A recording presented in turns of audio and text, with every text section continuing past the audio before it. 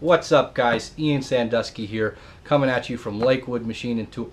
I'm just kidding. I'm not Ian Sandusky. I don't make grapes. I don't have cool tattoos all over my arms. I'm just a guy in Oklahoma that wishes he was that cool. Check the mic and make sure it sound right, boys. Welcome back, everybody, to Parent Manufacturing. So the last video went well, I guess, according to Practical Machinist, and I got a lot of positive feedback from guys who haven't started their own shop, or are in the process, or it's a dream, or guys that have been doing it for years and that's where they started. So great positive feedback. I thank you everybody who commented on the video and said the great things that you said, and I just really appreciate it. And the personal messages I got, even that one dude that said LinkedIn sucks, your opinion is appreciated. But Practical Machinist reached out and said, hey, we really liked it, let's start a whole nother series. And I said, yes please. And it is called Becoming a Practical Machinist, starring the one and only this guy. Okay. Unfortunately today I will not be talking and you guys watching chip videos because I didn't record any of my parts I made this week. That was my bad. I thought about it, almost did, got distracted and didn't do it. But anyways, that being said, you get to look at this for the duration of this video. Hope you enjoy. So some things we're going to talk about in this new series is starting your own machine shop, starting your own business. I'm going to tell you my ups and downs as I'm going through this life of starting this shop. What do you need? I was just going to say, how are you doing and hi. Oh, I'm fine. Doing good. I am all the things that I'm going through, day-to-day life, week-to-week life, the ups and downs of running a business out of your garage with all my kids. So yeah, I hope you guys can relate. I hope you guys enjoy the series. Why don't you guys give me some ideas that you want to hear about? You know, those of you out there who it's your dream to start your own shop, work on your own, be machining from home. Those guys who are just starting to do it, maybe you bought a machine, threw it in your garage, you've done one or two jobs, but you know, you're not ready to make that leap yet. You know, what are some questions that you guys have? What are you wondering about? Confusion? I mean, why don't you just drop a comment below in this video. That's what all the YouTubers say. You know, like, subscribe, smash that bell button, and drop a comment, you know, and let me know. What do you guys want to see? What do you guys want to know?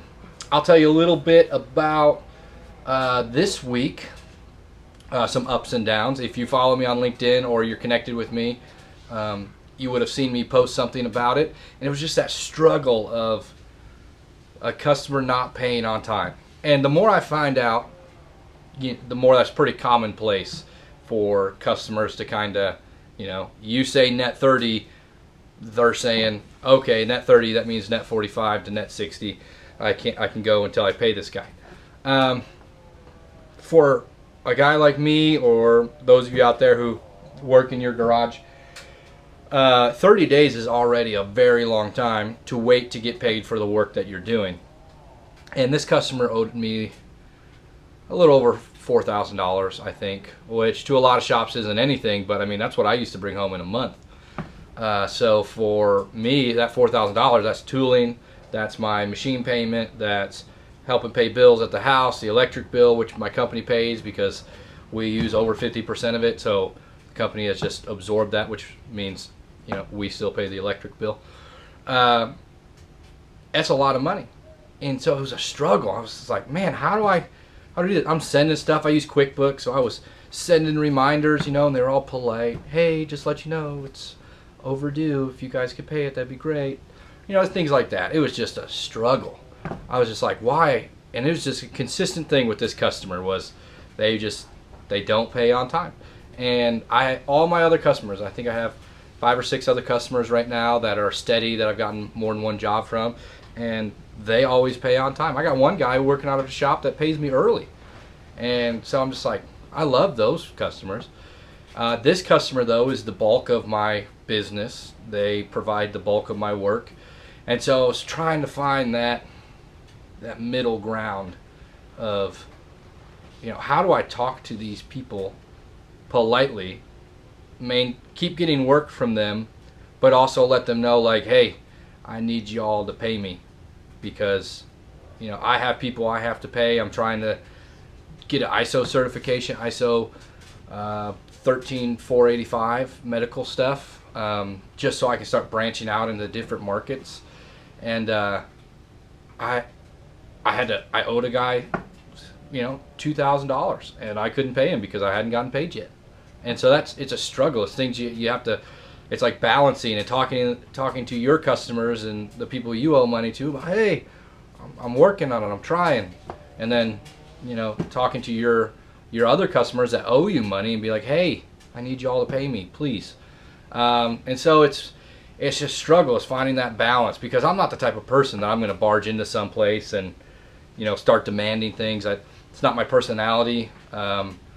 I'm the type where I'll say what's on my brain, but I don't try to be extremely rude or pushy or anything like that. And so I just talked to them. They finally got me a check that was 34 days past due, and I went up there and picked it up and talked to them and just let them know, hey, what can we do? Is there something I can do, or is there anything we can do to, get me paid a little bit quicker around that 30-day time? Just because, I need the money to pay my bills and keep my business afloat, buy material, buy tooling, things like that. I just started in August, so I'm a job shop, but I don't have all the tools yet for each job. I haven't reached that level to where 90% of the jobs that come through the door I have a tool for.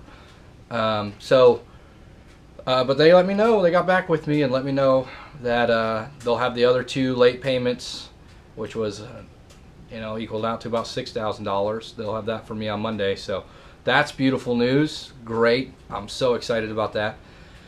And it's a big relief off my shoulders, because I was able to pay the person I owe money, the guy that was helping me with getting me compliant with that ISO certification. And so that was a big load off, because I'm getting nervous, because he's sending me an email twice a week, and he's a really nice guy.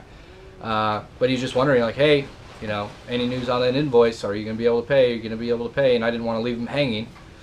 And so, because I'm the type of person that when I get paid, I immediately turn around and pay the people that I owe money, even if it's not due yet, just because I don't want that burden. I know a lot of people, it's cash flow this, cash flow that. For me, it's more, I want people to be wanting to work with me and know, like, I'm going to work with him because I know I'll get paid, and I'll probably get paid early. And so people like that. I know I like it. So that was my big hurdle this week when it came to business stuff. I did struggle a little bit this week again, because there's up and down weeks. If you're starting your own shop, it's something you're going to have to learn, that I've learned is there's up and down weeks. There's weeks go by that I'm busting out 3-4 jobs, getting invoices turned in, getting more work, and it's just cruising, and then you run into a week like I had this week where you struggle a little bit. Yeah, you're struggling with getting paid, but at the same time, because I work from home, there were some family things going on with some of my kids, because I adopted 2 of them, one in 2020, one in 21, and then I have 3 more. We just got the 3rd one. He's a brother to my 2 daughters. We just got him last Saturday, 1 week ago today, and so we have the opportunity now to adopt all 3 of them this year. So in 3 years, I'll have would have gotten 5 kids, and they're all the youngest is 3, and then it's 10, 11, and 12, and 15. So, but then I also had 2 twin babies who we were fostering, and they went home with their parents today, and that was really hard because we got them from the hospital, and they were 3 and 4 pounds, a lot of health problems, and we've helped nurse them and bring them back, and giving them a safe environment to grow in. And so that was a really big struggle, and it had me distracted a lot of the week. And I was running some parts. If you jump on LinkedIn, you'll be able to to see it. I posted a picture about it and kind of a little bit about the struggle. Because I don't use a CAD CAM software, I was hand programming. And these parts were started out at 6.5 inches, and my chuck is 6 inches. And so I'm at the max amount that I can turn. I had to do a lot of boring on it. I had to go from no hole to 4.5 inch hole. And I mean, this is a little machine, so you know I can't just tear away at the material and blow through it. It takes a little bit of time, and they had some O-ring grooves on the top of it, some pretty large ones, and at the bottom of them are some 25 thousandths radiuses. And because I don't have a CAD CAM software, I hand program those, which isn't crazy. It's a 90-degree radius, so once you learn how to do that, that one's pretty easy to do. Not a lot of math involved, which is good. But it was just like every time I was standing at the machine typing out, I'd just get distracted, and I'd just like my brain would wander, and I'd just walk off and be wandering around, and then I come back out, and I'm like, man, I got to get these parts done. And it got so bad. My wife, the day that I finally sat down and did it, my wife had a doctor's appointment, so I was watching all the kids, and my brain was just so scattered, it just was not able to focus, that I eventually just grabbed a notebook and sat down, and I had to hand write it out, because I had to do something with my hand in order to make my brain focus. And it's just, that's part of life, working out of your garage when you have kids and a wife and family and needs and things like that. You have to be able to multitask and do both things, and you know, sit on the couch with my laptop and answer emails and draw parts and order materials and tools while, you know, I got craziness with 5 kids running around. You know, if you're going to start your own shop, that's a struggle you're going to have to realize is going to happen. You're going to have to be able to talk to customers and handle kids, or if you have kids. You're going to have to be able to work and have your kids come out and talk to you and distract you sometimes. And that's why in my last video I talked about why, and why it's so important to remember that reason why. Because there are times that I'm out here working, and my brain is like, I get focused, I get deep in focus. And I'll be sitting here typing out a program, and or watching a first part, and the kids will come out and just be asking me something. To them is really important, to me is like, that's not important at all. And you know, there are times I get frustrated, and it sucks, and I shouldn't get frustrated at that. You know, just get a little bit annoyed, because my brain is so focused here, it's wanting to focus on this and no distractions. And it's in those moments you got to remember, why are you even here doing this? If you're here doing this for millions of dollars, you want to start a big shop, you know, have a bunch of big machines and employees, and be, you know, making crazy parts. If that's your goal, then by all means focus, and you're gonna have to focus really hard to grow this and build it. But for me, my focus, like I said in the last video, is always my family, and that's why I wanted to be home working. So I have to realize, like, they're the reason I'm doing it anyways, so they're more important than this. I still get this done, I still work and get my parts done, but at the same time, I can't ignore the most important things in my life. So it's a bit of a struggle sometimes, but you know, this was just an example of a week where more things were on the negative side than the positive side. But at the same time, I ended this week with, now I have 4 jobs sitting right there for me. I got 3 more to pick up next week. And a couple of those jobs are going to be really easy, simple jobs. So, you know, there's always that good note. And some other good things that happened this week is just the positive stuff I got back from you guys. Or even just other people. I had a guy, I think his name is Ryan Levy. He owns a machine shop up in, look at that, I even just got an email. He owns a shop up north, back in my neck of the woods, and he just reached out and was just talking to me about it, and talking about how he started with a couple bridge ports in his garage and things like that. And so now they have, I think he's like 5 or 6 at least machines that they're paying on now, because they're growing so much and things like that. And just, he gave me some really good advice about not selling myself short and not taking the cheap work just because, you know, I want to get work. And so it's just really good stuff. You get guys like that who care, or women like that who care and are reaching out to you and, you know, just giving you a little bit of advice here and there, things that they wish they would have learned earlier. And so I really appreciate it, and it's just awesome. And keep it coming. Anything, those of you out there who have run your own business, own your own business, things like that, awesome. Like, reach out to me, drop words of wisdom, man. I need it, and I absorb it all, and I love it. I love learning new things from people who have been through it. And for those of you just starting out, I hope you follow this and keep tuning in, because the more ideas you give me, the more answers I can give you guys. And my answers sometimes come from myself, but most of the time they come from a lot more experienced people than me. And they also come through the hard times, you know, the times where you don't know what you're doing and things like that. So I know one guy commented he wanted to know more about my first big job on my own, where it was like 90% scrap. I'll share a little bit of about that next time. But other than that, yeah, just hop in those comments. Like I said, let us know, let Practical Machinists know, let me know what you guys want to know, what you guys want to hear.